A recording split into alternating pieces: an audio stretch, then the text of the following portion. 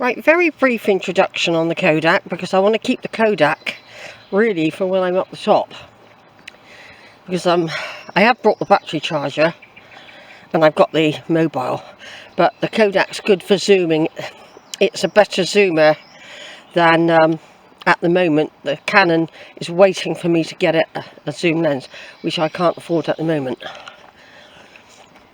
You know, I've had a lot of birthdays to sort out.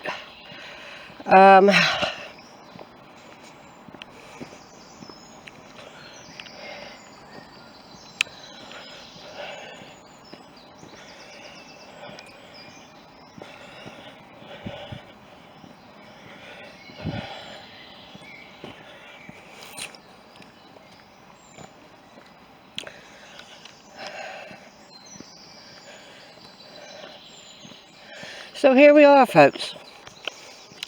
Dolebury Warren with the fort up there. There are steps, as some might realise, going up through there. They're quite, well, they're all right, you know, you get up there eventually. And I won't be coming down them either. I'll be going, because I can't do any jolting. That's why I'm taking it very steady today. Round the base, the gentle slope up to the top of the fort, and then down, gentle slope down. That's my walk today, just to protect my heel, which just has been making a good recovery. But of course, it's always dodgy on these stony pathways that you can twist and turn, and that's probably how I done it. But you don't always know it at the time, because your body is very good at anaesthetising you when you hurt yourself. And you know, so. But that's when it could have happened. So when I'm leaping about, which I do sometimes, getting over stiles and gates and all sorts, I jump around, you know. I've got to remember, you know, that I'm not 20 or 40 or 60 even. But when I'm 90, I'll be saying, oh, I'm not 70 anymore. That's how it goes all the time. You keep looking back. Like 40 to me seems like just coming out of being a teenager. You know. I'm 50. Wow. Hard decade that was. But they've all been difficult, actually. Story of my life. But with lots of fun. Right, I'm going to turn off now, folks. I've got the mobile as well. And I might use this to take certain pictures. Like, that's quite a nice scene there. Video then, over and out. As I walk through this beautiful pathway, skirting the base of the Dolebury Hillfort. I'll just update you on the New World News, because that's changed, even though this path is the same. Basically, Israel attacked and killed senior leaders in Iran. They've smashed up Gaza, just almost destroyed it, and are starving the people to death, using food as a weapon. And you know, it's absolutely horrendous, actually, what's going on. And they've now targeted Iran. They sent in drones and missiles, even right into one of the leaders' bedrooms, and killed him, his wife and his children. 4 main leaders were killed, and I heard this morning another one was killed, of Iran. This is Iran. And Iran weren't the first to strike. Israel is saying it's to protect the Western world from Iran having nuclear weapons, because their main aim is to kill and destroy Israel. Well, Israel is never ever going to be safe, if you ask me, the way they're acting. I mean, everyone seems to be able to get away with absolute murder, really, literally.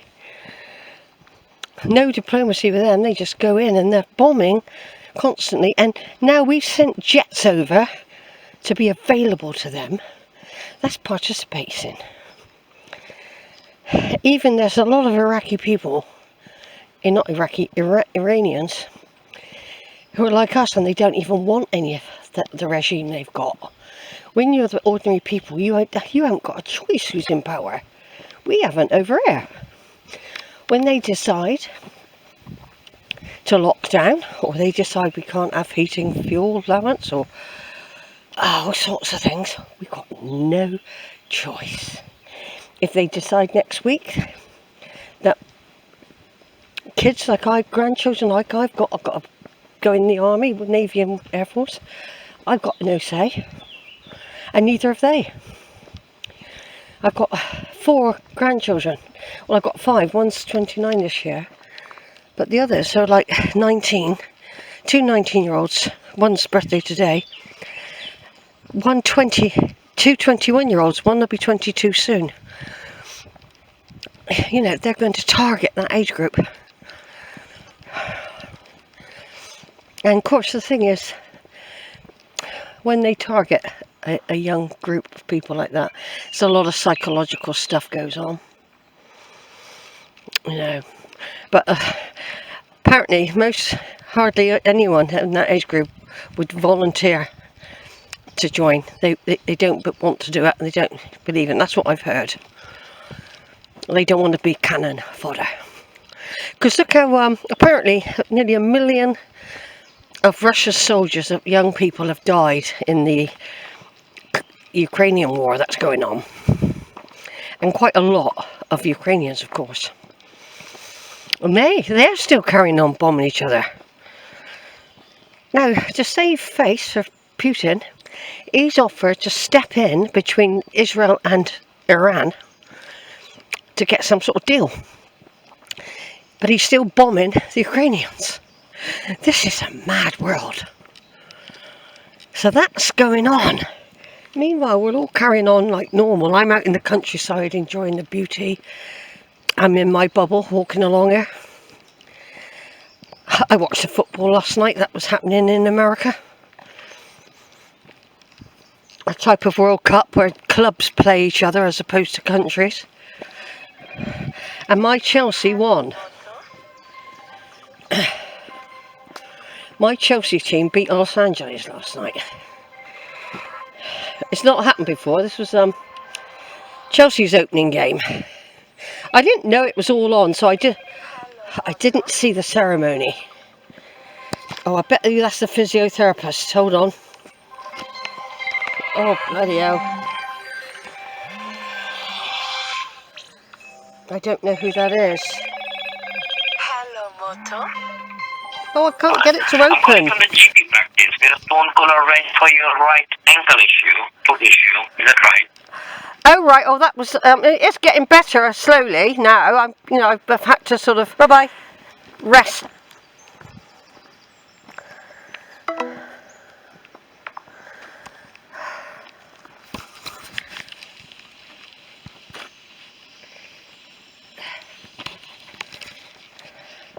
I mean, I've still got it, but basically, I'm just taking it easy.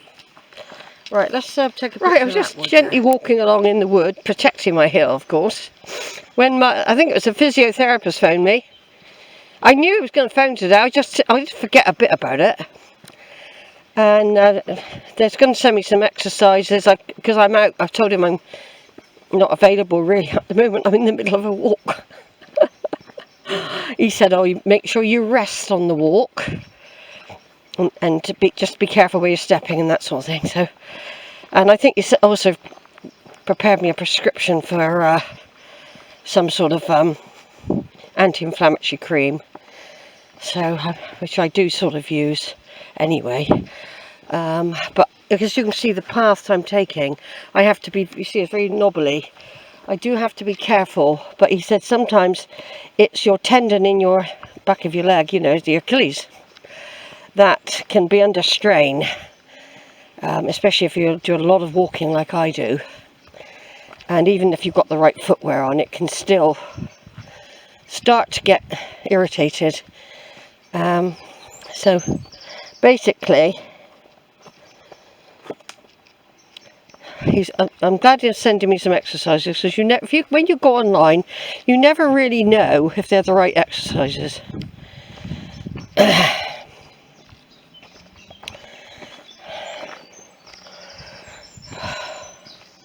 Yeah, he was nice. I managed to understand him because, I mean, we do have a lot of people that come and work over here from other countries, and you know, even like Germans, sometimes you can't always understand them, you know what I mean?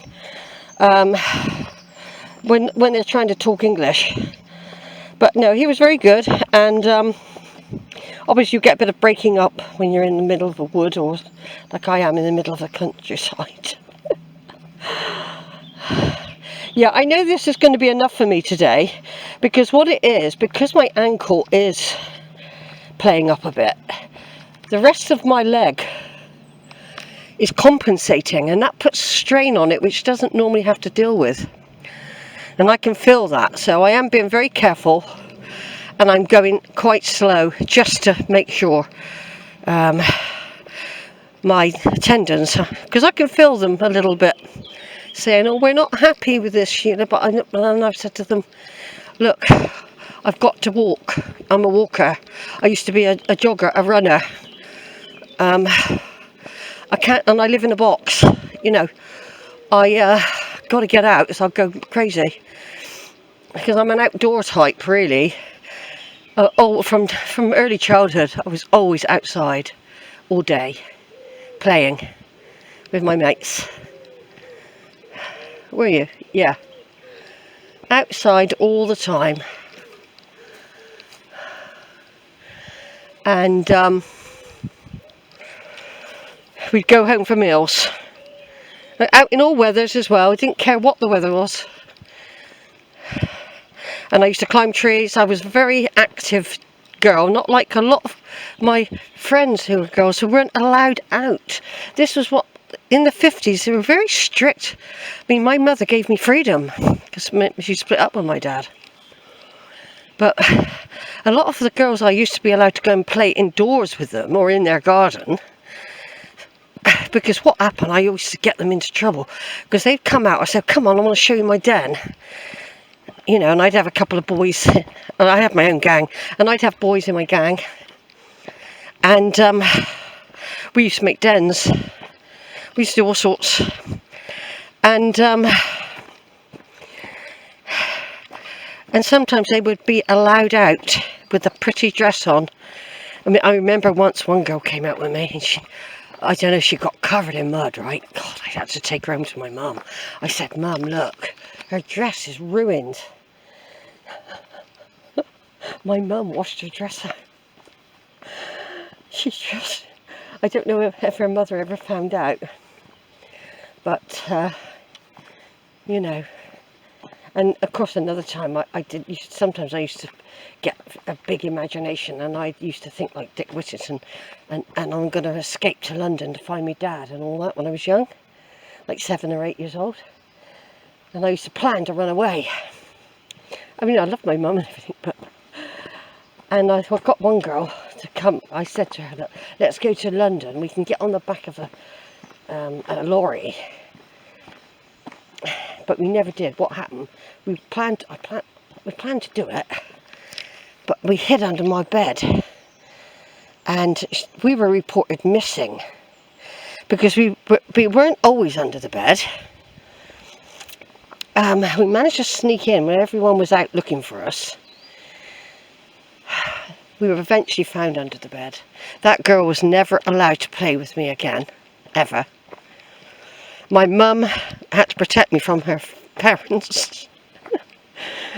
But a sergeant came into the house and gave me a good telling off. I remember that. A police sergeant came in our front room with my mum, and he probably went to her house as well.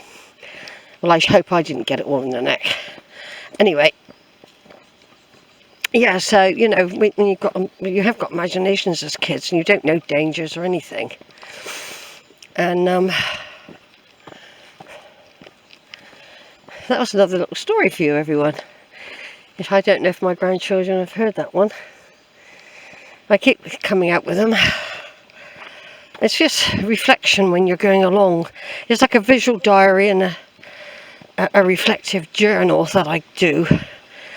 And I sometimes add these stories to my family tree, actually. I could tell you so many. We all can, of course. We all got our stories. This is quite a bumpy track, Sheila, you're doing. I know. I can see somebody coming. It looks like a runner. A runner. It's a girl, I think, running this way. Right, I'm going to turn off for a bit.